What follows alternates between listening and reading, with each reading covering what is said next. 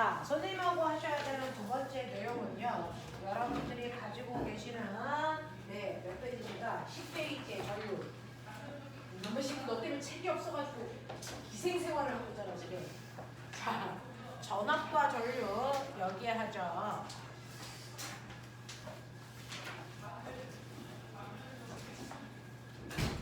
선생님은 연과센터 물리선생님이에요. 선생님이 과학을 좋아하는구나 라는 생각을 처음 한 게 중학교 2학년 때 전기 파트 배울 때였어요. 중학교 2학년 때 전기 파트 배울 때 다른 친구들이 엄청 어려워하는 부분이었는데 저는 좀 이 부분이 이해가 잘 되더라고요. 그때부터 물리를 좋아하게 되는 계기가 됐는데 그럼 너네들도 그런 계기가 지금 왔겠네.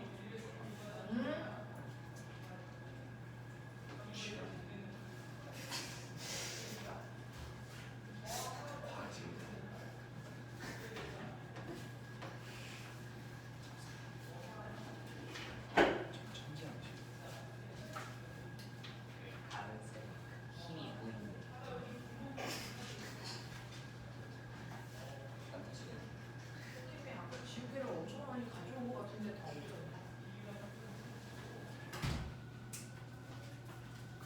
자,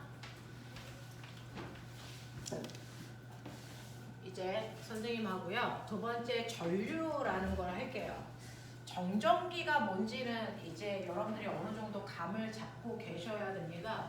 정전기는요, 전자가 이동해서 한 지점에 정지되어 있는 전기를 우리가 정전기라고 한다면, 전자가 한 방향으로 일제히 이동하는 걸 우리가 전류가 흐른다라고 표현해요. 그러면 이렇게 전류가 흐를 수 있게끔 만들어 놓은 가장 간단한 장치를 우리는 뭐라고 하냐면 전기 회로라고 해서요. 회로를 여러분들 간단하게 그리면 이런 식으로 그리는 그림들을 교과서에서 지금 보고 계시는 겁니다. 자, 근데 회로를 그대로 그리는 게 아니고 간단한 기호로 그립니다. 그걸 회로도라고 해서 기호도자 쓴 거죠. 그러면 여기서 사용되는 이 기호들을 아셔야 되는데 그 중에서 첫 번째 얘를 우리가 뭐라 그러냐면 전지라고 해요. 건전지라고 여러분들은 흔히 알고 계시는 그 전지인데요. 이 전지는 플러스와 마이너스의 극을 가지고 있죠. 그래서 두 개의 극을 표현하기 위해서 한쪽은 길고 한쪽은 짧게 그립니다. 그 중에서 긴 쪽이 무슨 극이냐? 그렇죠. 긴 쪽이 플러스, 짧은 쪽이 마이너스 이렇게 극을 표현하고 있는 거고요. 자, 여기에 있는 이 선이 전선입니다. 전자가 이동하는 통로죠. 됐죠? 그리고 여기에 있는 이 꼬마 전구는요, 전류가 흐르는 걸 확인하기 위한 전기 제품이고요. 앞으로는 이 꼬마 전구를 우리가 저항으로 그릴 겁니다. 자, 그 다음에 이건 뭐냐면 전류가 흘렀다 흐르지 못했다를 조절할 수 있는 스위치예요. 지금은 스위치가 닫혔니 열렸니? 열렸으면 전류가 흐를 수 있니 없니? 없어요. 다리가 끊어졌잖아요. 그렇죠? 그래서 지금은 스위치가 열렸어요. 스위치가 열리면 전류가 흐르지 않습니다. 그래서 그러면 전류가 흐르게 하려면 어떻게 해야 돼? 스위치를 꾹 눌러서 스위치를 닫아야죠. 자, 이렇게 스위치를 닫으면 그제서야 통로가 연결되니까 이때 전류가 흐른다 이렇게 표현할 수 있다고요. 그러면 전류가 흐를 때요, 내가 도선 속을 들여다보면 이 도선 속은 어떤 모습일까? 이걸 보셔야죠. 전류가 흐를 때 도선을 보면요, 도선도 물질이니까 움직이지 않는 원자들이 이렇게 있어요. 원자는 움직이지 않죠. 그 사이를 전자가 움직입니다. 자유전자가 움직이는데 이러한 자유전자가 한 방향으로 일률적으로 이렇게 움직이는 걸 우리가 전류가 흐른다 이렇게 표현하는 겁니다. 그래서 그랬을 때요, 이쪽이 건전지의 무슨 극일까요? 마이너스죠. 마이너스가 마이너스를 밀어야 되니까. 그래서 이쪽이 무슨 극일까요? 전자를 당기는 플러스 극입니다. 그래서 시험에는 이쪽을 가, 이쪽을 나 라고 해놓고 극을 써라 라고 할 겁니다. 전자가 움직이는 방향을 통해 어디가 마이너스고 플러스인지 확인하셔야 되고요. 그랬을 때 도선 속에서 실제로 움직이는 건 전자죠. 전자는 마이너스 쪽에서 밀려서 플러스를 향해 갑니다. 맞습니까? 근데 우리가 알죠? 초등 때부터 배웠던 전류의 이동관이 어디에서 어디라고요? 전류는 플러스에서 마이너스로 움직여 라고 배웠잖아요. 그래서 그러면 눈 씻고 보시면 플러스에서 마이너스로 가는 거 있니 없니? 없어요. 옛날에는 도선 속을 까볼 수 없었을 때 플러스에서 마이너스 방향으로 어떤 물질이 흐를 거야. 그걸 난 전류라고 할 거야 라고 정해놓고 전기적 현상을 설명했는데 실제로 도선을 까보니까 플러스에서 마이너스로 가는 전류라는 건 존재하지 않습니다. 거꾸로 마이너스에서 플러스로 이동하는 전자밖에 없죠. 자, 그래서 과학자들이 이걸 뭐라고 표현했냐면 전류라는 건 그래서 전자의 반대 방향으로의 뭐다? 흐름이다 이렇게 표현해버려요. 전자와의 반대 방향의 흐름을 전류라고 할 거야 라고 얘기해버리죠. 그래서 우리 눈에 보이는 건 전자의 이동 방향이고요. 전류는 그것과 반대 방향의 흐름입니다. 그래서 이 그림을 그려놓고요. 전류가 어디에서 어디로 가니? 라고 하면 전자가 움직이는 것과 반대 방향, 전류는 나에서 가로 가고 있어요 라고 쓰실 수 있는 용기 이거 있어야 돼요. 자, 그렇다면 이 도선 속에 제가 이 방향으로 움직이는 아이가 있다. A. 이렇게 움직이는 아이가 있다. B. 자, 이 중에서 어떤 게 전류 방향입니까? 어떤 게 전류의 이동 방향을 그린 걸까요? 플러스가 어디고 마이너스가 어디예요? 네, 그걸 네가 찾으셔야죠. 안 보여요. 왜요? 자, 어디가 플러스 어디가 마이너스입니까? 네. 그러면 어느 쪽이 전류 방향이에요? 네. 실제로 전류라는 건 플러스 전지에서 나와서 한 바퀴 돌아 마이너스 전지 쪽으로 들어간다는 얘기입니다. 그래서 A 방향이 전류 방향이에요. B 방향이 전자의 이동 방향이에요. 요거 정확하게 표현할 수 있으셔야 됩니다. 되겠어? 네. 플러스 쪽에서 나왔으면 전류고요. 마이너스 전지 쪽에서 나왔으면 전자의 이동 방향을 그린 거다. 그래서 두 개는 반대 방향의 흐름이다 라고 하는 거 기억해 둘 수 있어야죠. 그러면 전류가 흐를 때 모습은 이해했다고 쳐. 전류는 이렇게 흘러. 그러면 전류가 흐르지 않을 때도 도선을 보자. 그러면 전류가 흐르지 않을 때요. 당연히 그때도 원자는 움직이지 않고 그대로 정지되어 있어야죠. 전자는요. 네. 전자는요. 전류가 흘러도 움직이고 안 흘러도 움직입니다. 왜? 자유전자니까. 항상 자유롭게 움직이거든요. 그럼 얘도 움직여요? 근데 왜 얘는 전기가 안 흐른다고 해요? 얘는 전자가 불규칙한 방향으로 움직이기 때문에 정기적 현상이 만들어지지 않습니다. 그래서 전자가 밑에 있는 그림처럼 모두 다 같은 방향으로 움직이는 게 아니고요. 불규칙하게 움직이기 때문에 정기적 현상을 만들 수 없어요. 그래서 이런 경우 우리가 전류가 흐르지 않는다라고 표현을 합니다. 그래서 전류가 흐르지 않을 때도 전자는 움직인다. 단 불규칙한 방향으로 움직인다. 알겠습니까? 이런 것들을 여러분들이 기본적으로 베이직하게 머릿속에 넣으셔야 전기 파트를 해결할 수 있어요. 자, 그러면 이런 식으로요. 내가 전기가 흐를 때와 흐르지 않을 때 도선 속에 있는 모습을 이해했다고 칠게요. 자, 그러면 여기에 있는 이렇게 전자들이 움직일 때요. 이 하나의 회로도 안에서 아까 우리 선생님이 와서 뭐 물어보고 가셨는데 이 회로도 안에서 나타나는 현상이 세 가지가 있고 그 세 가지 현상 사이의 관계를 설명한 게 바로 옴이라는 과학자입니다. 그래서 옴의 법칙이라고 하는 게 바로 이 단원의 핵심이죠. 자, 그 중에서 여러분들이 알아두셔야 되는 게 뭐냐면요. 사실은 아까처럼 전류가 흐르지 않을 때는요. 도선 속에 있는 전자들이 불규칙하게 움직이고 있어요. 한 놈은 오른쪽으로, 한 놈은 왼쪽으로, 한 놈은 위쪽으로, 한 놈은 아래쪽으로 이런 식으로 불규칙하게 움직이기 때문에 정기적 현상이 못 만들어지죠. 그랬다가 전류를 흐르게 하려면 전자가 모두 다 같은 방향으로 움직이게 밀어줘야 돼요. 이렇게 전자들을 한쪽으로 예쁘게 밀어주는 힘 어디서 올까요? 이게 바로 전지입니다. 그래서 이 전지는 전자를 한 방향으로 밀어주는 압력의 역할을 한다. 그래서 우리는 그거를 천자를 미는 압력 전압이라고 표현해요. 그래서 이 전압이라고 하는 걸 기호로 우리는 V라고 쓸 거예요. 그리고 단위는 10V라고 해서 V라고 쓰되 이 단위로 읽을 때는 볼트라고 읽으시면 돼요. 그래서 건전지 1.5V 이거는 전자를 미는 힘이 1.5야. 3V 1.5V에 비해서 2배 세 이런 뜻이에요. 되겠어?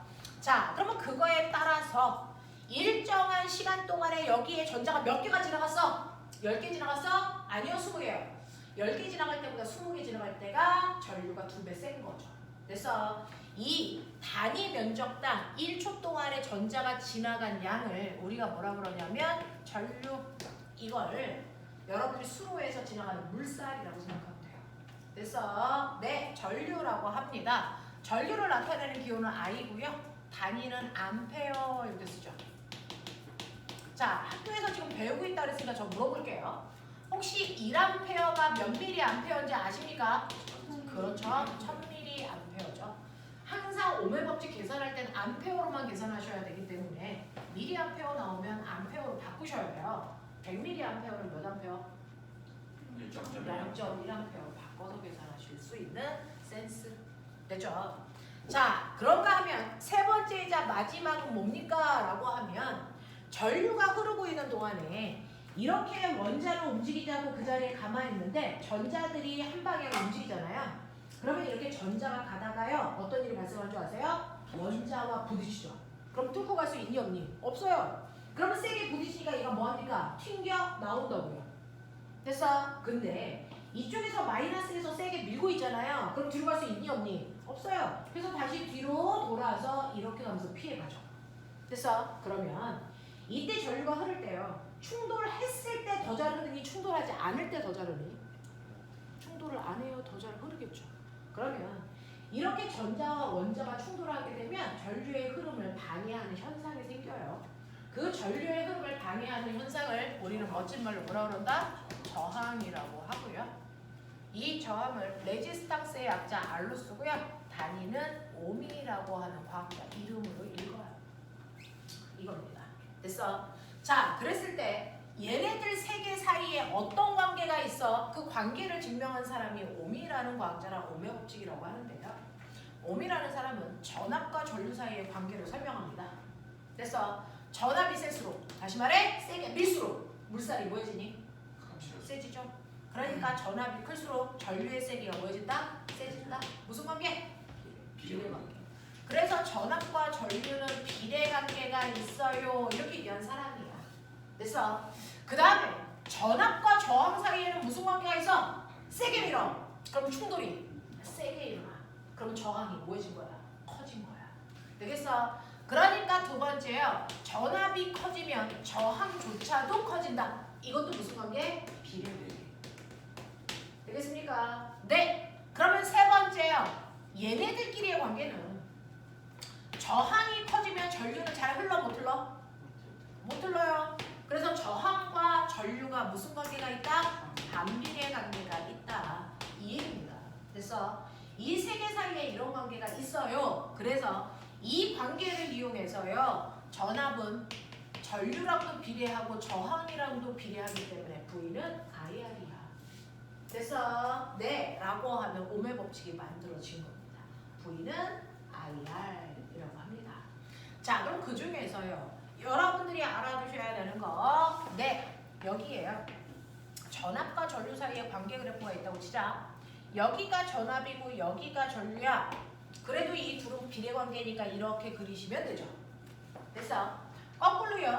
이쪽이 전류고 이쪽이 전압이야. 그래도 상관없어요. 둘은 비례 관계잖아요. 그러니까 그래프 이렇게 그려지겠죠. 그러면 첫 번째 A라는 그래프하고 기억이라는 그래프는요. 그래서 둘 다 비례 관계니까 이렇게 그려지는데 저 그래프의 차이점이 뭘까요? 그래서 이 그래프의 차이점이 뭘까요? 바로 기울기의 의미가 달라요. 수학 시간에 기울기 구하는 방법 배웠죠? 기울기 구하는 식. 아니요. 기울기 구하는 식. 어떻게 구해요? 네, x축분의 y축. 되겠습니까? 그러면 얘의 기울기는 뭡니까? x축분의 y축이니까 뭐예요? i분의 v가 기울기죠. 이거 뭘까요? i분의 v. 넘겨보세요. i분의 v. 뭡니까? 저항. 그러니까 얘는 기울기 그 자체가 저항의 크기야. 그러니까 전압과 전류는 비례 관계가 있는데 이것도 비례고 이것도 비례잖아. 됐어? 어떻게 그려도 똑같아. 됐죠? 네, 맞는 거야. 근데 누구의 저항이 더 큰 거야? A요. 기울기가 저항이라고 그랬으니까 더 많이 기울어져 있는 아이가 저항이 크겠죠. 됐어. 그래서 A의 저항이 B의 저항보다 큽니다. 이렇게 얘기하는 거죠. 자, 얘 기울기 뭘까요? 불러. 얘 기울기 뭘까요? 불러요. 뭡니까? V분의 I죠. 얘는 I분의 V였는데 얘는 기울기가 X축분의 Y축이니까 V분의 I예요. 그럼 얘는 저 기울기가 뭘까요? 역수관계. 네. 얘는 저항이 아니고 저항분의 1이 이 기울기의 크기예요. 맞아? 그러면 이 그래프도 비례고 이 그래프도 비례일 텐데 그러면 이 중에서요 저항이 큰 게 기역일까 니은일까? 니은이죠. 그래서 얘는 기울기의 역수가 저항이니까 안 기울수록 저항이 커요. 이런 뜻이거든요. 그래서 얘는 저항이 니은이 기역보다 커요. 이렇게 하시면 되겠죠. 알겠어? 자, 그러면서 여러분들 센스요. 저항은요 전압 쪽에 가까울수록 큰 겁니다. 그래서 전압축에 가까이 있는 아이가 저항이 큰 겁니다. 그래서 세로축에 전압이 있으니까 더 많이 서 있는 A의 저항이 큰 거고요. 여기서는 X축 속에 전압이 있으니까 더 많이 누워있는 애가 저항이 크다. 알겠습니까? 그러면서 이 기울기의 의미가 저항인지 저항분의 1인지 볼 수 있으셔야 합니다. 하시겠어요? 네, 주로 학교에서는 요 그래프 많이 쓰십니다. 왜냐? 그래서 기울기가 저항분의 1이야 라고 하는 것도 기억을 좀 해봐 주셔야 되는데 그럼 꼬맹아 저항은요? 뭐가 결정할까요? 실제로 어떤 물질이 만들어졌어? 전기제품. 그 전기제품은 만들어지는 순간 저항의 크기는 고정됩니다. 변하지 않습니다. 그러면 저항의 크기를 결정하는 건 뭡니까? 라고 하면 이러한 저항의 크기는요. 도선의 굵기와 길이에 의해 결정돼요. 들어봤어요? 네. 자, 구리선이 있어요. 이 구리라고 하는 도선이 있는데 굵기는 S고요. 길이는 L이라고요. 자, 이만큼 생겨있는 이 구리 도선에 저항이 15옴이라고 치자. 이런 구리 도선이 있어요. 그러면 이 도선보다 길이를 2배 길게 굵기는 똑같은데 저항이 커졌을까 작아졌을까? 커져요. 몇 배요? 왠지 아세요? 사실은 우리가 의미를 설명할 때 어떻게 설명하시냐면요. 사실은 길이가 L이면 그 안에 원자가 2개 있다고 치자. 그 사이를 전자가 뚫고 지나가는 거야. 그러면서 저항이 생기는 거야. 근데 길이를 2배로 하면 원자가 됐어? 네, 2배 많아져.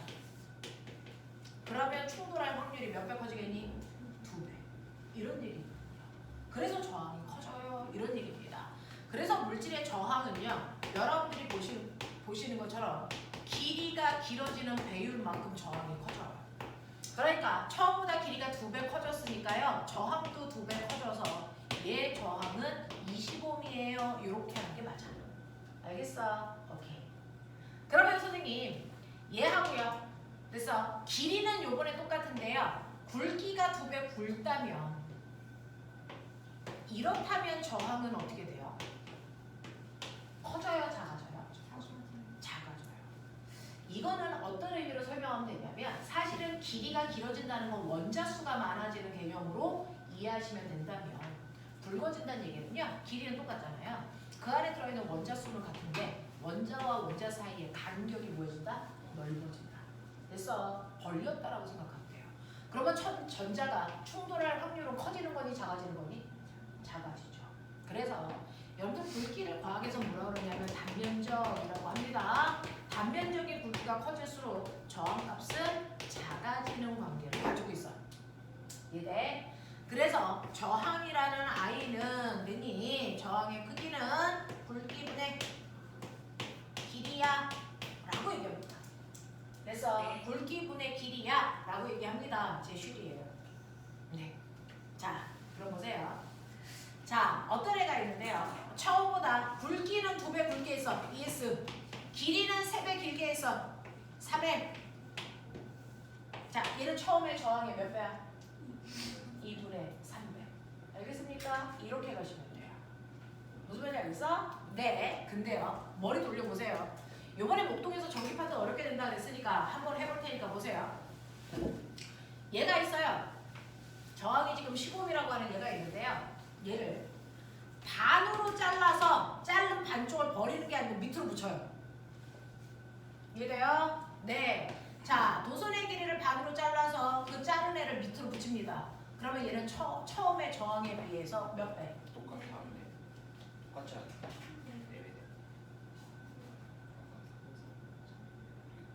몇 배? 두배 되고 2분의 1 됐어. 4배가? 그래요? 똑같지 않아요? 자, 길이는 2분의 1L, 두께는 2S. 보여요? 굵기는 처음에 비해서 몇 배 커졌어요? 2배 커졌죠? 길이는요? 2분의 1배로 줄였죠? 맞습니까? 그러면 처음에 비해서 저항은 몇 배 됐습니까? 4분의 1배로요. 두꺼워질수록 저항은 작아지고요. 짧아질수록 저항은 작아져요.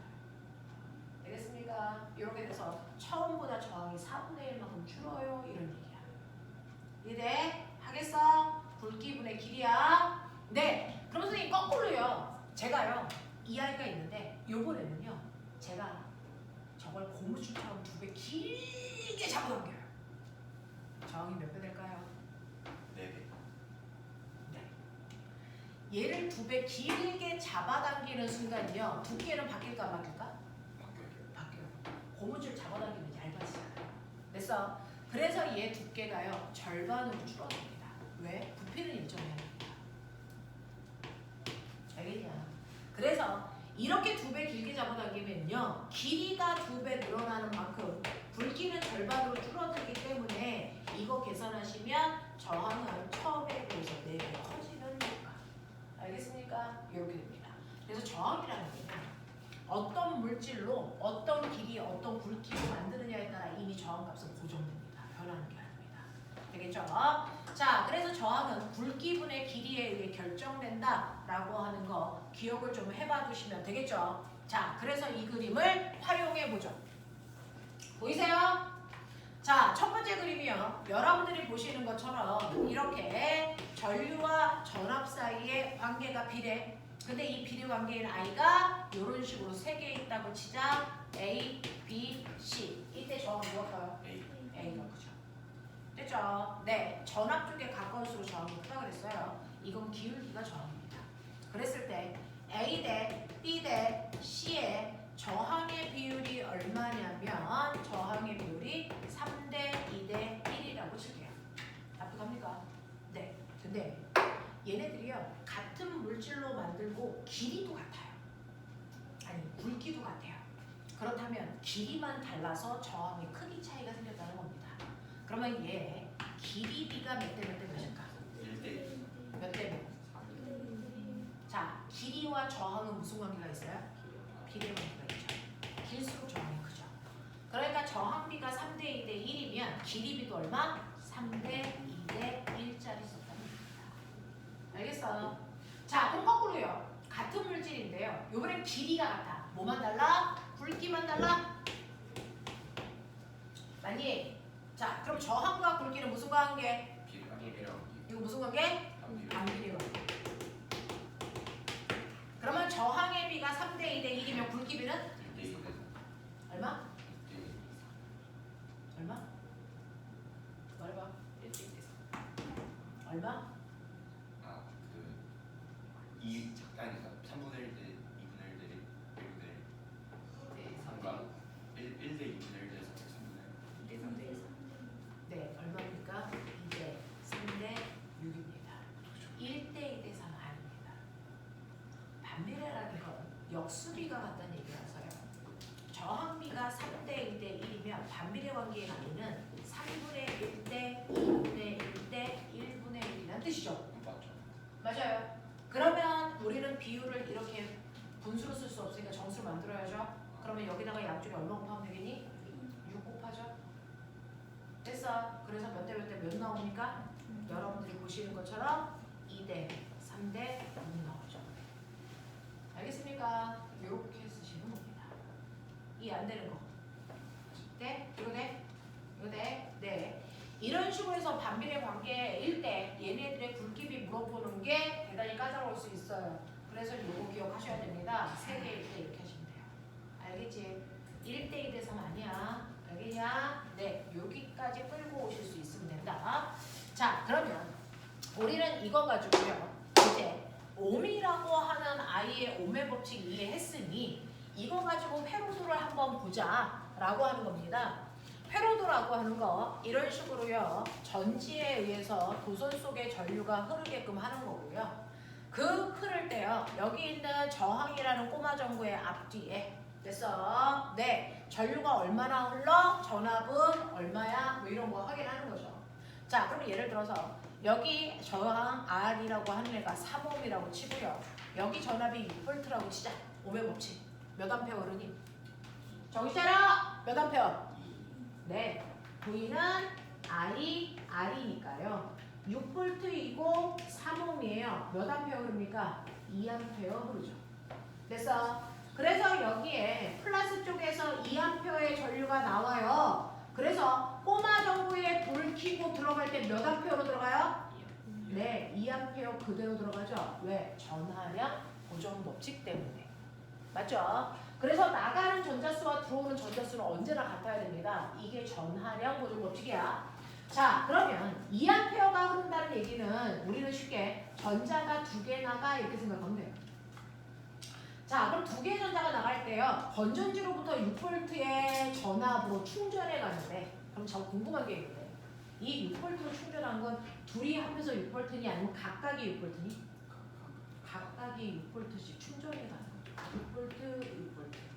근데 이 볼트라는 전압은 언제 써? 꼬마 전구에 불 킬 때. 다시 말해서 저항 지나갈 때만 써. 알겠어? 그러면 6A가 아니 2A짜리 전자 2개가요. 6V씩 충전해서 갑니다. 그래서 꼬마 전구 여기를 지나가서 여기서 전압을 다 쓰고 들어옵니다.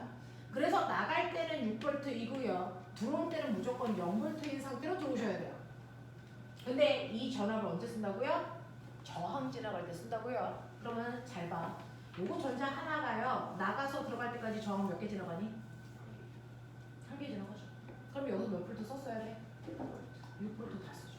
왜 여기서 6볼트 써요? 이런 뜻이에요. 알겠습니까? 그래서 얘한테 6볼트를 썼기 때문에 나갈 때는 6볼트 가지고 나갔지만 들어올 때는 0볼트로 돼서 전압을 다 쓰고 들어와요. 그럼 다시 건전지 속으로 들어가면 다시 6볼트로 충전.